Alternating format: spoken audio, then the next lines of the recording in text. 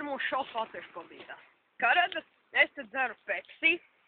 Vēl mums ir čīvis, bet es jums nerādīšu. Es jums pastāstīšu tādu vienu lietu. 50% Latvijā negadījumi notiek no tā, kad izskan frāze skaties, kā es māku. Vai arī skaties, kā vajag. Reklāma. Ja jums beigušās šķiltas, vai jums nedeg, vai jums ir uzsprāguši, jums palīdzēs šī beta. Tos var viegli aizdedzināt, jebkurā vēstā.